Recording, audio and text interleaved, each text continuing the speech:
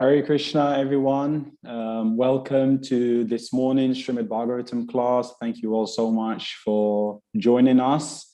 And we want to give a warm welcome on behalf of the Temple Room and everyone else that's watching online to Her Grace Satyarani Mataji. Thank you so much for being here, for taking the time to enlighten us about Bhagavatam. So what I'll do is I'll share the screen right now and then you can begin. So just give me a moment.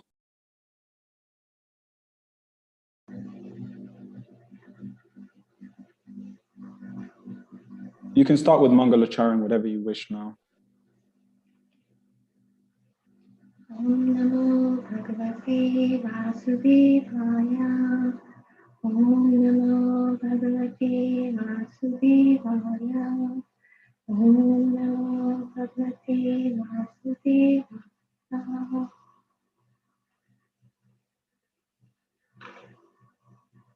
Reading from Sri Bhagavatam, Canto 1, Chapter 19, Text 26. Tam Vivaya Stambhasa Kumara Pada Karoro Bhavam Sakapula Gatram Charya Tatsarona Satunya Karnam Suprabhavanam Kamba Sujata Kantam. Translation and purport by His Grace A.C. Bhaktivedanta Swami Srila Prabhupada Ki Jai. This son of Vyasadeva was only 16 years old. His legs, hands, thighs, arms, shoulders, forehead and other parts of his body were all delicately formed. His eyes were beautifully wide and his nose and ears were highly raised. He had a very attractive face and his neck was well formed and beautiful like a conch shell. Purport: a respectable personality is described beginning with the legs, and this honored system is observed here with Sukadeva Goswami. He was only 16 years of age. A person is honored for his achievements and not for his advanced age. A person can be older by experience and not by age. Sri Sukadeva Goswami, who is described herein as the son of Vyasadeva, was by his knowledge more experienced than all the sages present there, although he was only 16 years old. Om Ajnanatimirandasya Jnananjana Shalakaya Chakshurunmilitam Yena Tasmai Shri Guruve Namaha. Shri Chaitanya Manobishtam Sthapitam Yena Bhutale Swayam Rupa Kadamayam Sada Dadati Swapadantikam Vandeham Shri Guru Shri Yuta Padakamalam Shri Guru Vaishnavanscha Shri Rupam Sagrajatam Sahagana Raghunatam Vitam Tam Sajivam Sadvaitam Sadhuputam Parijana Sahitam Krishna Chaitanya Devam Shri Radha Krishna Padam Sahagana Lalita Shri Vishaka Vitamscha He Krishna Karuna Sindhu Dinabandhu Jagaspate Gopesha Gopika Kanta Radha Kanta Namostute Saptakanchana Gaurangi Radhe Vrindavaneshwari Vrishabhanu Sute Devi Pranami Hari Priye Vancha Kalpatarubhyascha Kripa Sindhubhya Eva cha Patitanam Pavanebhyo Vaishnavebhyo Namo Namaha Shri Krishna Chaitanya Prabhu Nityananda Shri Advaita Gadadara Shivasati Gaura Bhaktivedanta Hare Krishna Krishna Krishna Hare Hare Hare Rama Rama Rama Hare Hare. Hare Krishna to all the Vaishnavas. This is my first time today giving class, Srimad Bhagavatam class at the Manor today. I am not at all qualified to speak, but since I've been given this service, I will try my best. I hope I will speak something that is relevant, pleasing, and for my purification. So I humbly ask all the Vaishnavas assembled here today to bestow your blessings upon me. So we see from this verse that this is a great moment in the Srimad Bhagavatam as Srila Sukadeva Goswami has appeared on the scene. So we know the story so far that Parikshit Maharaj had been cursed to die in 7 days, and he is seeking direction as to what to do. And all the sages have assembled on the bank of the Ganges. And Maharaj Parikshit had two main questions. What is the duty of everyone in all circumstances? And what is the specific duty of one who is shortly to die? And at this moment, the scene is set and Srila Sukadeva Goswami appears on the scene. So today's verse begins with a description of Sukadeva Goswami, who was only 16 years of age. Srila Prabhupada says in the purport that a respectable personality is described with legs. So we see that when we come for darshan of the deities, we also do that. We start from the feet and then we go upwards to the Lord's lotus feet, lotus face. So in the Srimad Bhagavatam, verse in Canto 2, Chapter 2, verse 13, Srila Prabhupada actually describes how to take darshan. So I will just read this out. The process of meditation should begin from the lotus feet of the Lord, progressing to his smiling face. The meditation should be concentrated upon the lotus feet, then the calves, then the thighs, and this way higher and higher. The more the mind becomes fixed on the different parts of the limbs, one after another, the more the intelligence becomes purified. This is the way to see respectable personalities. So Srila Prabhupada here actually tells us how to take the darshan. And we see that even other respectable personalities, we show them respect by paying our obeisances. So we're starting from the feet. Now, I've heard from the seniors at the manor that years ago, when devotees met each other at the manor, in the corridors or wherever in the manor, they would actually pay physical obeisances. So they would all go down, and this etiquette was followed. But now we have many, many devotees in our congregation, and if we started doing this, I don't think we would be able to get up. We would be there down all day. Uh, so, so Srila Prabhupada says here that this is the way of showing respect to a respectable personality.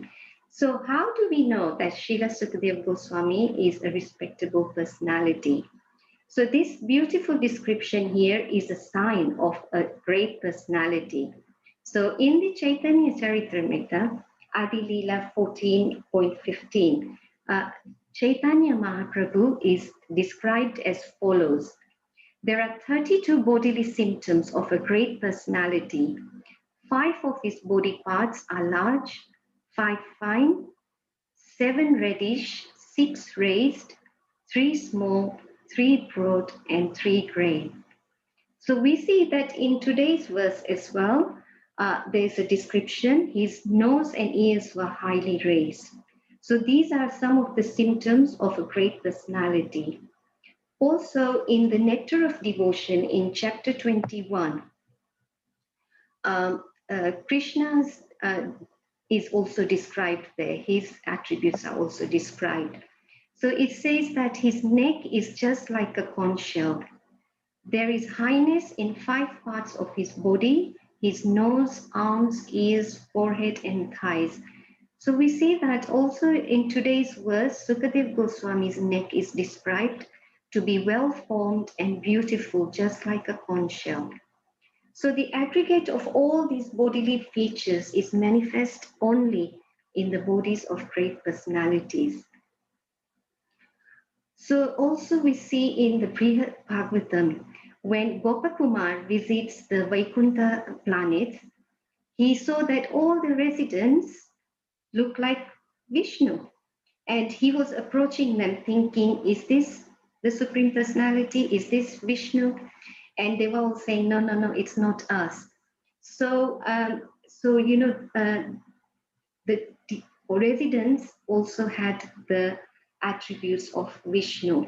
So we see that great personalities have these attributes, but the Lord has them in full. And listening to people who have met Srila Prabhupada, his disciples, everyone usually says that Srila Prabhupada, there was an effulgence, he was shining, so he had that attribute as well. So in the previous verse, the women and children, so as Sukadev Goswami was coming, the women and children thought him to be some sort of a madman, and they started following him and doing all sorts of things because he had no clothes on like a grihasta, he had no danda like a sannyasi, nor did he act in a particular way. So, it was very difficult to know who he was. And he had the physical attributes to show he was a great personality, but however, only people who have knowledge can understand this. So the great personalities also disguise themselves and do not meet our expectations of normal people or normal people with appearances or dress or etiquette.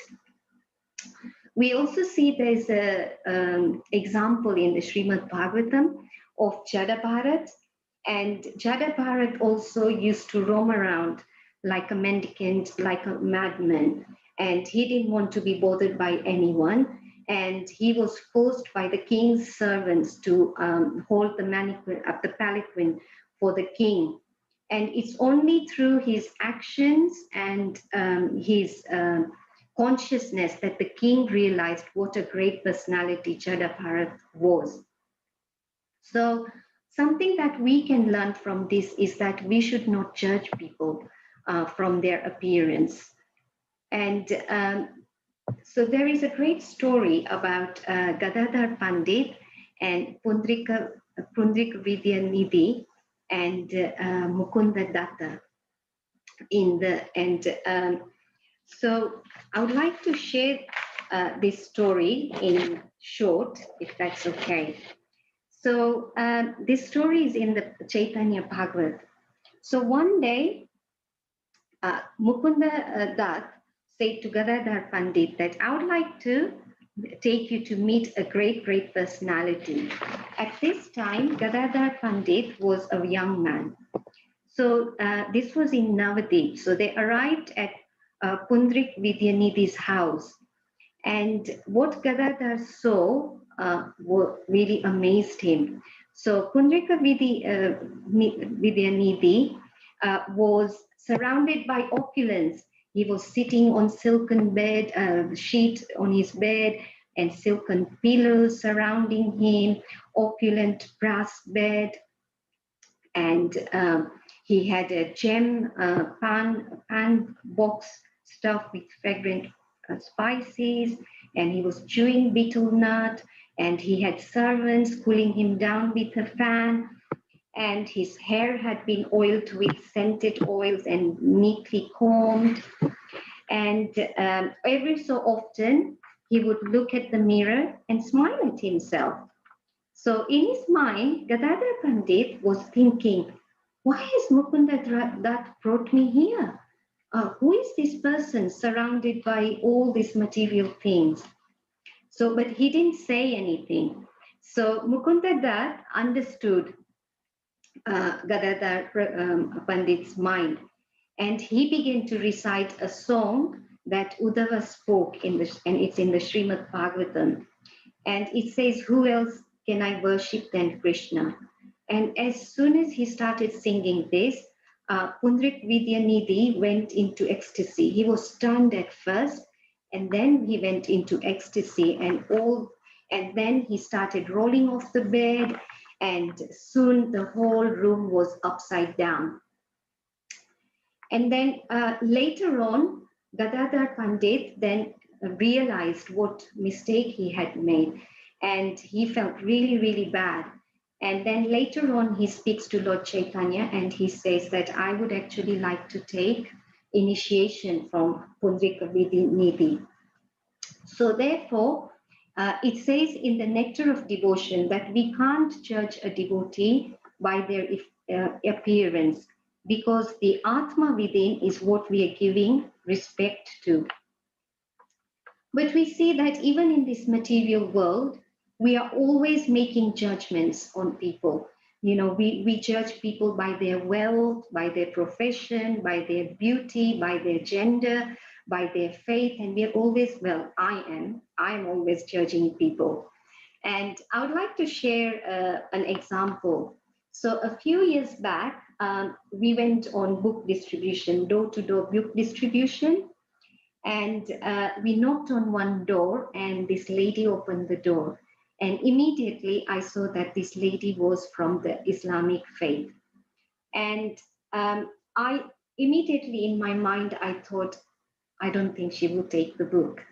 And, you know, I had made that judgment. However, my Prabhuji is very open-minded. So he persevered, he preached at the lady, and she actually took a book and gave donation. So this really, really opened my eyes that actually, you know, we should not be judging anyone. And, you know, that is what our whole movement is about, that Krishna consciousness is for everyone. Another important point that Srila Prabhupada makes in today's verse is that a person is honored for his achievement and not for the advanced age. And especially, he points out that Srila Sukadev Goswami was only 16 years old. Now imagine that our 8 or 10-year-old child wants to come and teach us something, give us some knowledge.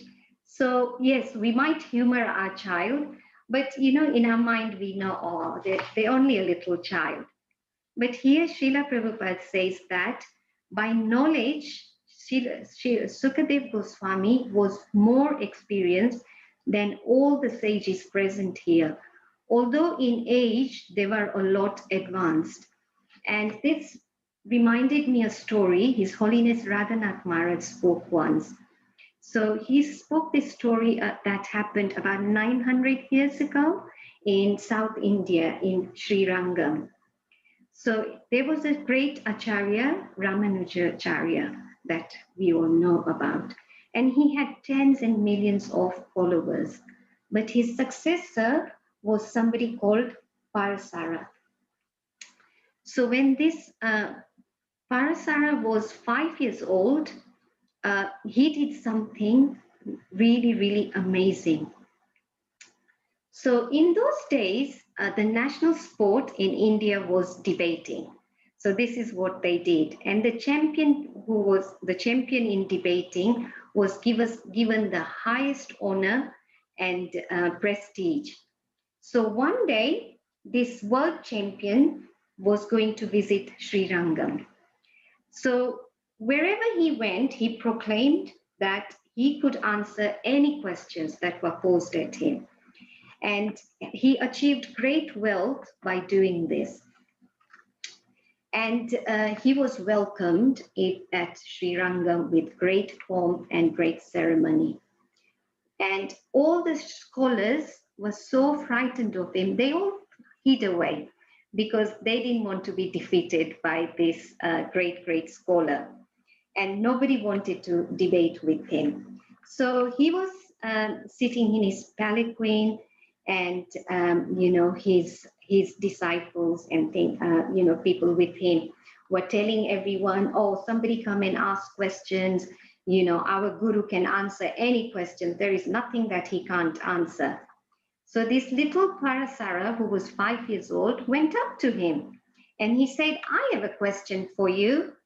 So the scholar thought, oh, who is this little child? So he just dismissed him. And then Parasara piped up again, oh, I have a question for you. And again, they dismissed him. And he said, little boy, just go to your mom, just go to your mom. And Parasara persevered. And he said again, I have a question for you. And this carried on. And then finally, the scholar gave in and he thought, okay, let me just see what this child wants. So then he said, okay, so what is your question? So Parasara, he grabbed a handful of sand and he asked the scholar, how many grains of sand am I holding in my hand? And the scholar was stunned. He didn't know what to say. He just was amazed. And the whole crowd, everyone was just waiting for his answer. And the child was so pure-hearted, and he just asked simply out of curiosity. And the scholar couldn't answer. So the child then said to the scholar that if all your knowledge doesn't give you the quality of humility and show respect to others, no matter who they are, then your knowledge is worth the same as this sand in my hand. And then the child just threw the sand on the floor.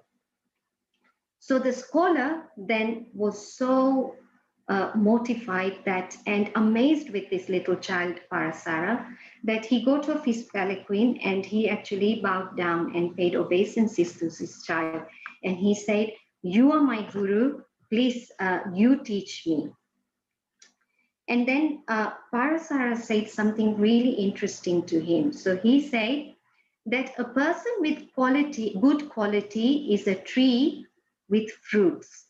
The tree bows down due to the weight of the fruit. A tree without good fruit just stands upright. So we need to respect and appreciate each other with humility. So that's a great lesson that little child is teaching us. And then we have another example in the Srimad Bhagavatam of little Prahlad Maharaj. And we all know the story, so I won't recite the story. But in Canto 7, Hiranyakashipu takes his son Prahlad lovingly on his lap and affectionately inquires, so, what have you learned today? Tell me, what is the best of the subjects that you've learned from your teachers today? And Srila Prabhupada said that Hiranyakashipu thought that Prahlad, being nothing but a small boy, he has no experience, so he might just, reply with something pleasing, but nothing practical. But Prahlad Maharaj, as we know, was an exalted devotee and he had acquired all the qualities of devotion. So he started instructing his father and, instructing him on devotional service and self-realization. And Hiranyakashipu was not at all pleased because he regarded the Lord as his enemy. So he was really not pleased and he tried to then kill his son in various ways. But then the Lord came as in the form of Nrsingadev and saved Prahlad Maharaj, who was a dear devotee. And this again shows how this little boy Prahlad Maharaj was, so knowledgeable and was such an advanced devotee. Therefore, again, I reiterate this point that we should offer respect to those who are more advanced and not by their age or by their relationship or any of those things. And we have so many stories in the Srimad Bhagavatam that obviously we can't go into today. But there is also an example of the little boy Raghunandan who offered the bhoga to his Gopinath deities. And here again, we see that out of his love and innocence, his father just told him, make sure that you offer the bhoga to Gopinath and make sure Gopinath is fed. And out of his innocence, he then asks Gopinath to take the bhoga. And when Gopinath, the food doesn't disappear, and he then gets upset that Gopinath is not taking the bhoga. And so he carries on praying and, saying to Gopinath, why are you not eating? Am I making some mistake? What is wrong? Please eat. And obviously, the Lord reciprocates with Raghunandan, and he comes and he actually, takes the offering. So this is something that we can learn, that we should teach our children devotional service from a very little age. And Prahlad Maharaj says, Komara Acharet Prajno.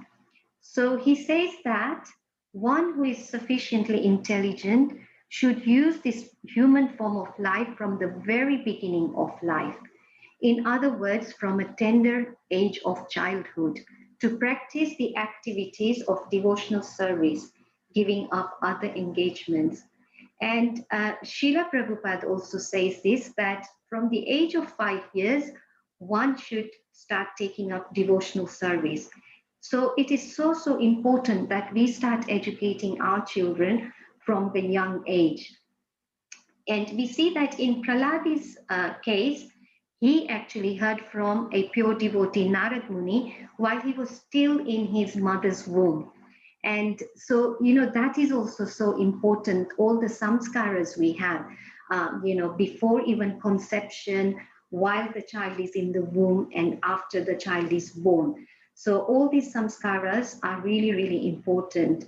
Srila Prabhupada also says that Srila Jiva Goswami remarks that in this connection, every child is given an impression of the Lord from a very early childhood. They can certainly become a great devotee of the Lord like Maharaj Parikshit. One may not be fortunate as Maharaj Parikshit to have the opportunity to see the Lord in the womb of his mother. But even if he's not so fortunate, he can be made so if the parents of the child desire him to be so. And then Srila Prabhupada actually gives an example of his own life. And we all know this, that Srila Prabhupada's father was a great devotee of the Lord. And when Srila Prabhupada was a little child, I think he was only 4 years old, he gave him the deities. And Srila Prabhupada used to play with the deities. And every time, there was a ceremony of, they used to go to Radha Govinda temple, which was just near their house. And Srila Prabhupada would come home and he would imitate whatever he had seen at the temple. And we also know the famous story of how Srila Prabhupada, as a young child, went on the first Rath Yatra with his deities. So, so we learn from Srila Prabhupada's story as well that, when Srila Prabhupada went to school, went to college, then, all these devotional activities became less. But then later on in his life, when he met his spiritual teacher, Srila Bhaktivedanta Saraswati Swami Maharaj, Srila Prabhupada again took up worshipping the Radha Govinda deities that were his family deities, and he went back to that. And so we can see that if we plant this seed, into the children's hearts at a very young age, then, in their lifetime, they might take wrong directions or whatever, but then again, they will come back on track because they've got that in their heart. And I work at a school, so I teach children.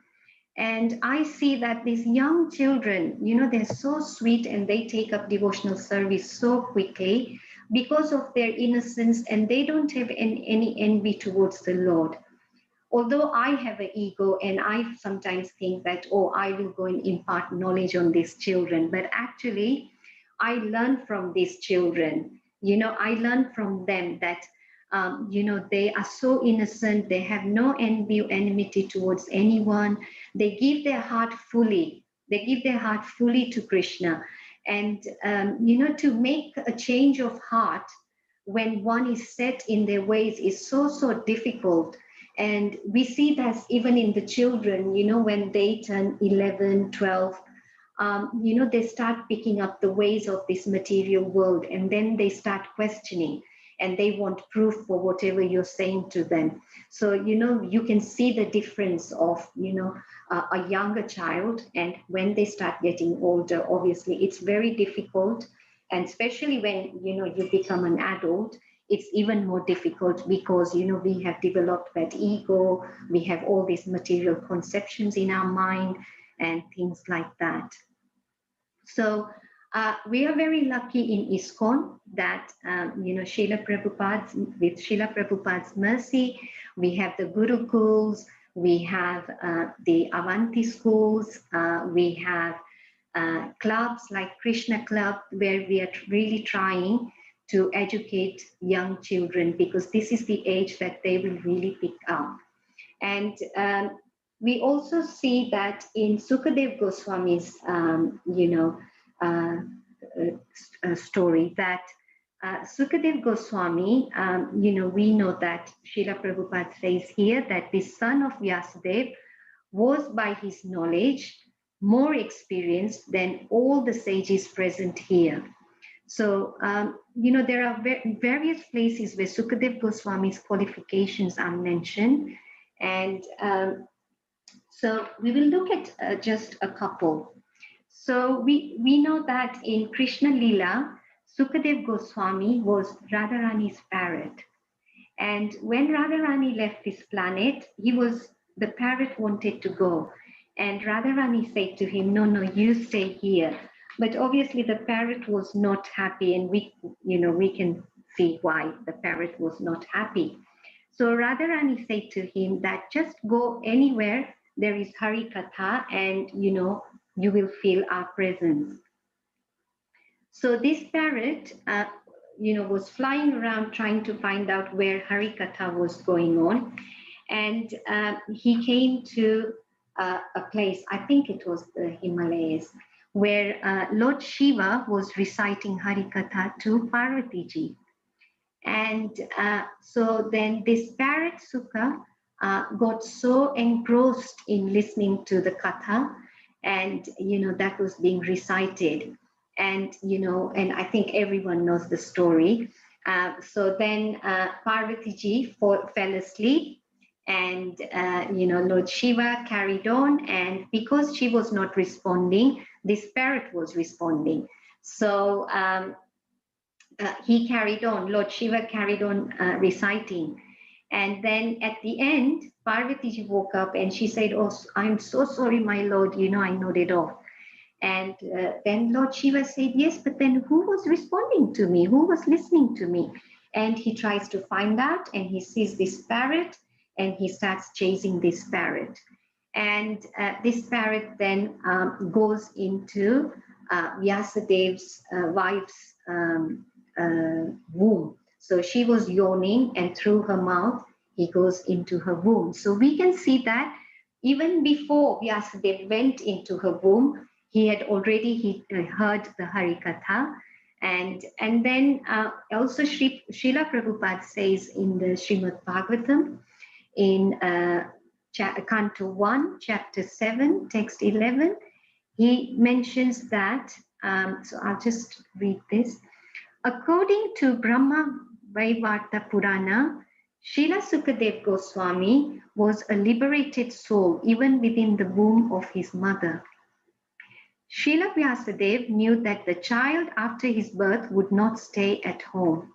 Therefore, he, Srila Vyasadeva, impressed upon him the synopsis of the Bhagavatam so that the child could be made attached to transcendental activities of the Lord after his birth. The child was even more educated in the subject of the Bhagavatam by recitation of the actual poems. So we see that Sukadev Goswami also heard the Bhagavatam while he was in the womb. And then after he came out, we all know this as well. After he came out, he immediately, he stayed in the womb for 16 years and he didn't want to leave. And, Krishna said to him that you need to leave now. And he immediately left home because he didn't want to get attached to family or anything. So he immediately left home, and Vyasadeva was following his son, calling out, "My son, my son." But, Srila Sukadev Goswami just went. But then later on, somehow, he came back, and Vyasadeva again, educated him on the Bhagavatam. So we can see that the point that Srila Prabhupada is making here, that his knowledge was, and by knowledge, he was more experienced than all the sages here. So we can see that at every point, before he went into the womb, when he went into the womb, and after he came out, he had heard about Srimad Bhagavatam, and he had so much knowledge and experience. So this also shows his qualification. And also, people could see his qualification because when Sukadev Goswami was running away from home and his father Vyasadeva was running after him, they came across some maidens who were bathing in the pond. And Sukadev Goswami, because he just been born, he just ran out of the house. He had no clothes on. But the maidens just carried on. They just didn't think of anything of him. But when they saw Vyasadeva, they felt embarrassed and they started covering themselves. And Vyasadeva was a little bit taken back, and he questioned them and he said, "So how comes?" And the reply that he got, so I'm just going to read the reply that he got from the maidens, says that your son is purified of all material contamination, they say. So when he looks at us, he makes no distinction between male and female. But as a householder, you do make distinctions. Therefore, we feel no shame before your son, but we must cover ourselves before you. So again, this shows how advanced Sukadev Goswami's consciousness was. So we see that, Sukadev Goswami has now appeared here, and he is the best person to, answer Parikshit Maharaj's questions. And, he is an authorized spiritual master, and, he's the best person to teach the Srimad Bhagavatam to Parikshit Maharaj. So I'm just going to recap the main points from today's class, and then we can all open up for reflections or anything else that anyone would like to add. So the first point that we discussed was how to show respect to a great personality, how we show respect by taking darshan or paying obeisances from feet up.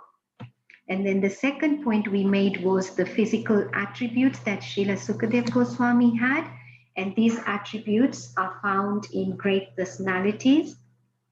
And although that great personalities will not have all these opulences or all these physical attributes in full, like Sri Krishna, they do have them to some extent. And that is a sign that they are great personalities.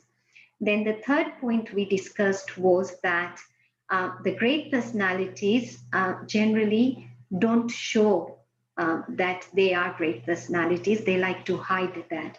And, only other great personalities or great devotees, advanced devotees can recognize them. And also the point we made was that we shouldn't judge other people by their looks of social etiquettes or their faith or their beauty or their profession or anything like that. And then we talked about how Sukadev Goswami was only 16 years old, but he was more elevated and than other sages who were more advanced in age. So this is a lesson that we can take, teachings from anyone, even if they are a lot younger than us. And, we shared so many examples of young children who were such pure, exalted devotees. And the lesson we can learn is that we as a congregation, we need to educate our children so they take up this seriously from a very young age, and become Krishna conscious children. And then when they grow up, they can then pass it on to others. And finally, we looked at how knowledgeable Srila Sukadev Goswami was and where he got all that knowledge from. So thank you very much for giving me this opportunity. And, can we have some reflections and corrections?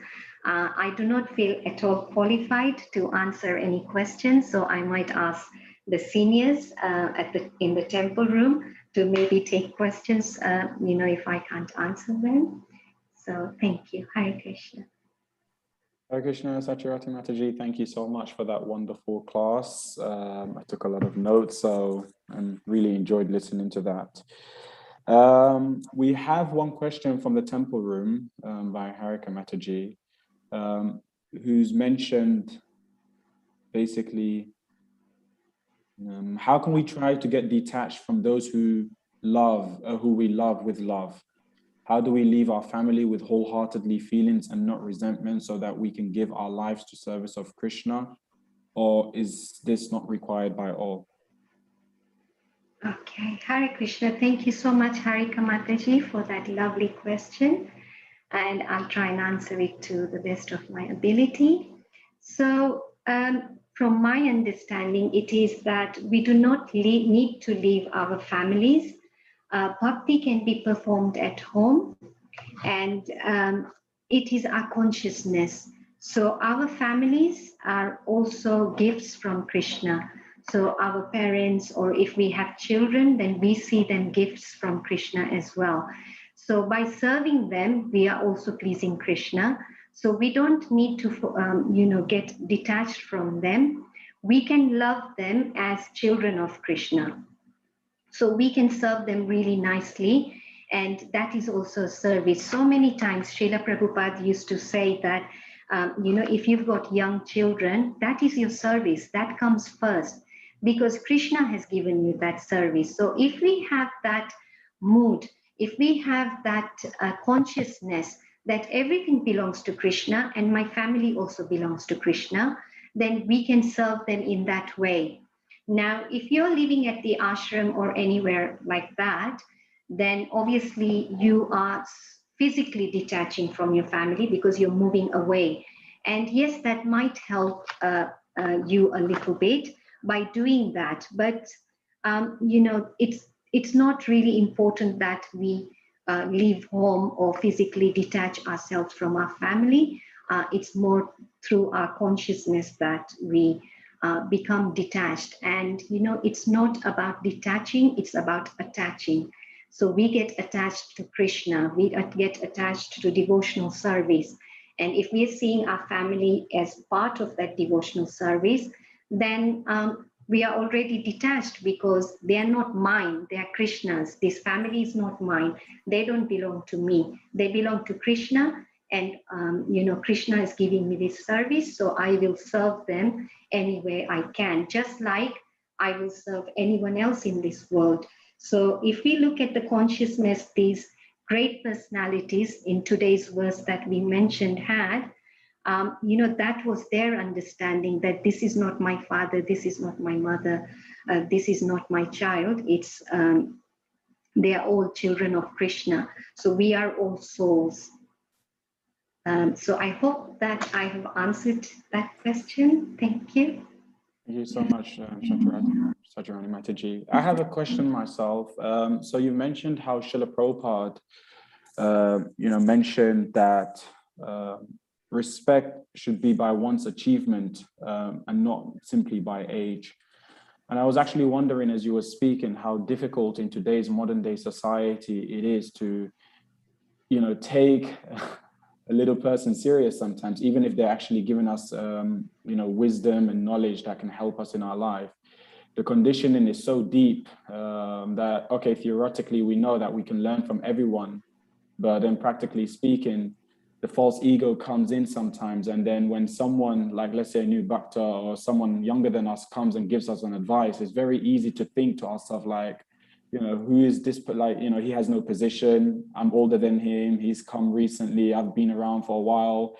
Why should I take an advice from him? Why should I listen from him? Why should I ask him?